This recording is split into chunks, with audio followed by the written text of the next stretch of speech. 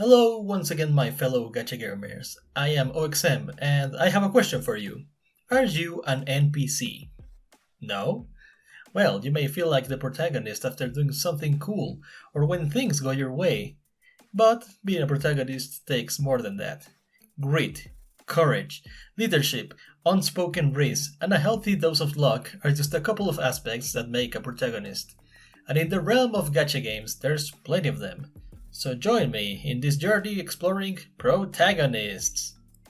Okay, let's begin with a couple of fundamental basics. In gacha, we have stories, and most times the player is inserted as an entity within the world for immersion, normally playing the role of the good guys, just like in other media, examples like theater and literature. Protagonists are normally described as the focal point of a story. They impulse the action and normally go through a journey. And in many years, I have seen many protagonists demonstrate different aspects of heroism, but sometimes they can inadvertently cause destruction. How? Well, let's take a look at our first protagonist. Spoiler warning is advised for the following games. Skip around these times to avoid them. The Doctor, or as referred by the community, Docta, is a protagonist of Arknights, a faceless character heralded to be one of the best scientists in Terra, always wearing a long coat and a helmet, perfect to eat raw noodles and then drink boiling water in order to cook them. Doctor is the tactical leader of Rhodes Island, as well as the only person that was even close to curing oropathy, while also being immune to it, but were put in cryosleep and lost their memories. However, we have more information. Many characters that have known Doctor in the past describe them as a good person, but when a horrific war broke out, Doctor was forced to become a battlefield commander, turning the once good-meaning Doctor into a machine of war, becoming more disconnected with everyone. Ines describes them as a chess player, seeing every other person around them as a wooden piece to be used. Their physical appearance, unlike any other in Terra, Doctor doesn't have any animal features like anyone else. This is because they are from a race called the Ancients, but their defining traits are a mystery. The most accepted theory is they don't have anything. And even if Doctor is a good guy now, they weren't always like that. Before being put in cryosleep, it's presumed that Doctor was trying to create a new element to fight an overwhelming enemy called the Overseers. Through unknown means, this element will become the originum that causes oropathy. They are presumed to be the ones responsible for killing a powerful Sarkaz leader named Teresa, and characters like Calcit and W, who follow Teresa, resent them for it. But this info is not yet confirmed, so we will just have to wait and see what happens. Moving on to our second protagonist, we have Ritsuka Fujimaru from Fate Grand Order. Before the release of the anime, he was known in the community as Gudao, a very standard blank slate character that happens to defy all gacha gamers' logic and finds a job at the security organization of Chaldea. After the prologue, Ritsuka is the only master candidate still alive and in condition to repair the different historical singularities. The story of Grand Order is too long to summarize here, but in short, our dear Protag has become a donut, worked for no pay, raised many female and some male servants into joining his side, sailed the sea, and even fought Goetia, the final boss of Arc 1, by means of throwing hands. After the events of Arc 1, Ritsuka found himself in a new set of singularities not made by Goetia. Arc 1.5, also known as Epic of Remnant, saw him turn into a donut again, cross-dressing, almost falling victim to Snoo Snoo, and become a witch hunter fighting an eldritch god.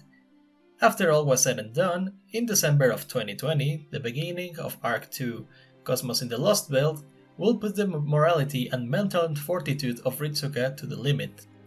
Arc 2 is the most eventful arc due to both the new enemies that oppose us and the evolution of the writing. Faced with an incomprehensible deity, the original masters of Chaldea decide that humanity and its history are beyond saving, wiping the whole planet in a single day, leaving it a bleached wasteland. In their place, many different reality bubbles called Lost Belts plague the lands. Inside these Lost Belts, Many different derivations of human history fight each other for supremacy and the privilege to become the new human history. It's up to our boy Ritsuka and the remnants of Chaldea to fight each lost belt and their kings to restore human history, even if that means that the innocent denizens of each lost belt, that know nothing more than their normal lives, are wiped out along with any traces of their existence. It's this moral shakeup of saving lives at the cost of others that changed Ritsuka in many ways. Is it okay for a happy world to cease existing and replaced for our current history, filled with conflict, suffering, and division? This is one of the reasons why Ritsuka Fujimaru is one of the best protagonists. Some would say he went from a hero to a sort of villain. And what will happen in the future? We can only wait and see this story unfold. Okay, so after those two protagonists, there are very few others that can come close to their complexity and lore importance. However, I am a man of many gacha games, and I wanted to talk about the ones that may not have that much story, but are still notorious and fun. First is going to be NIKKE's Commander, a Shimentai protag looking dude that not long ago had very little information on his origins.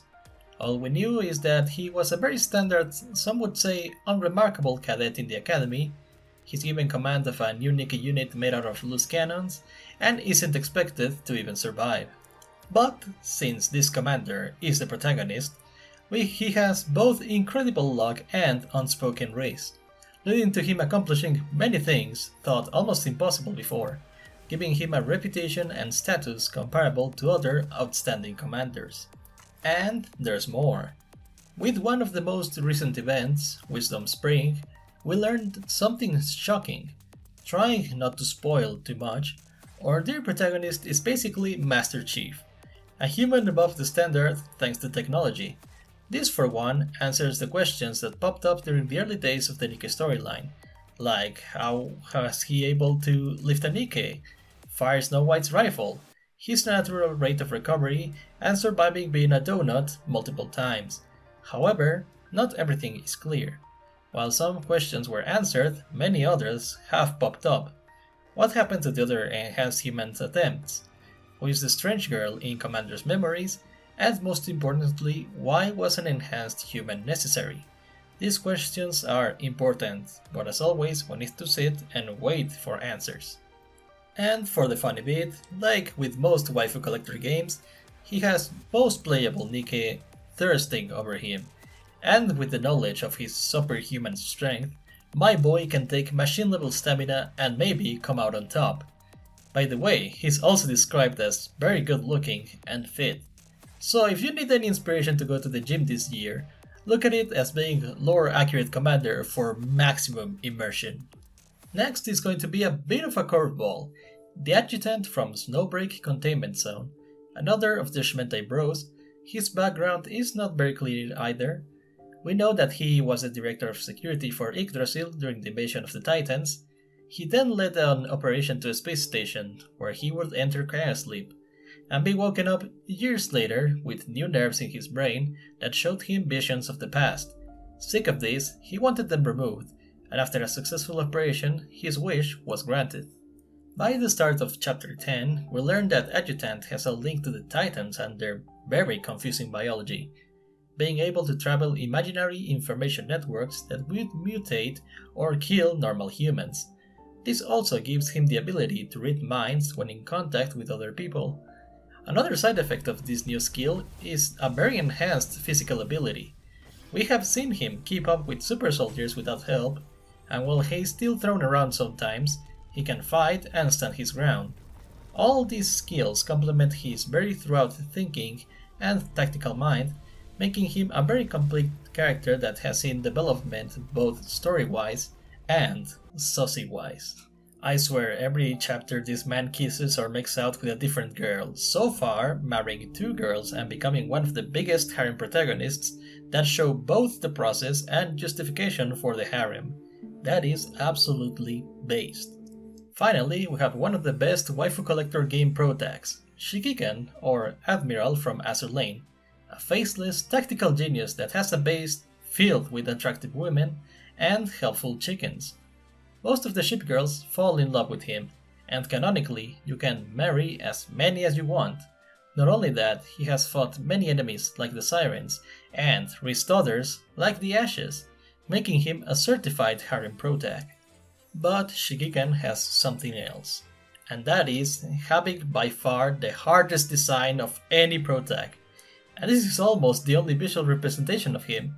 A sick looking armor that has no cannons. No, we go into melee range with a bunker buster and give the enemy the most literal and metaphorical pounding of their lives.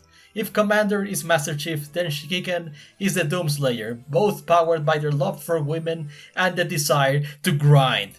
10 out of 10, best protagonist, no questions asked, don't at me. And that is the end of the video. Thank you so much for watching.